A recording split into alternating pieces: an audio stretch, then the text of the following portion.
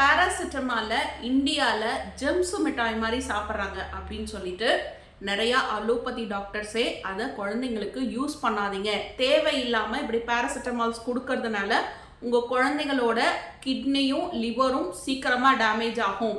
குழந்தைங்க மட்டும் இல்லை, பெரியவங்களுக்கும் அதுதான். இதை WHO நம்மளுக்கு ரெக்கமெண்ட் பண்ணியிருக்காங்க.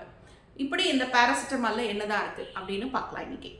பேராசிட்டமாலோட ஆக்ஷன் என்னன்னா, நம்ம பாடியில் ஸ்வெட் கிளான்ஸை ஆக்டிவேட் பண்ணி பாடியை கூல் பண்ணுறது மட்டும்தான்.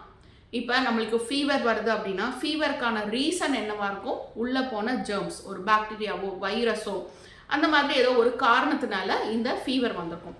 இந்த பேராசிட்டமால் என்ன பண்ணும்? உள்ளே இருக்கிற ஜெர்ம்ஸை டச்சே பண்ணாது, ஜஸ்ட்டு சிம்டமை மட்டும் குறைச்சிரும், ஃபீவரை குறைக்கும், பாடி பெயினை குறைக்கும். அப்போ நம்ம என்ன நினச்சிப்போம்?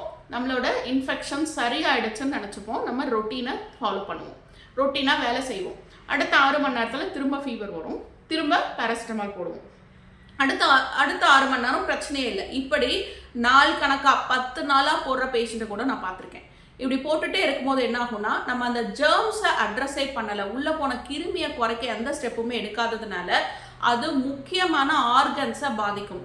கோவிட்ல நிறையா பேருக்கு லங் சிம்டம் டெவலப் ஆனதுக்கு முக்கியமான காரணமே நிறைய பேர் வீட்டிலேயே பேராசிட்டமாலை போட்டு உட்காந்துக்கிட்டது தான்.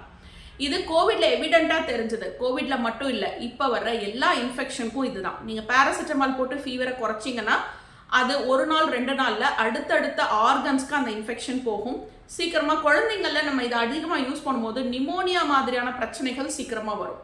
ஸோ குழந்தைகளுக்கு இம்யூனிட்டியை அதிகப்படுத்தக்கூடிய மருந்துகளை கொடுத்து அவங்க இன்ஃபெக்ஷனை குறைக்கிறது வழியாக ஃபீவரை குறைக்கிறதா புத்திசாலித்தனம். அது அவங்களோட இம்யூனிட்டியை டெவலப் பண்ணவும் ஹெல்ப் பண்ணும்.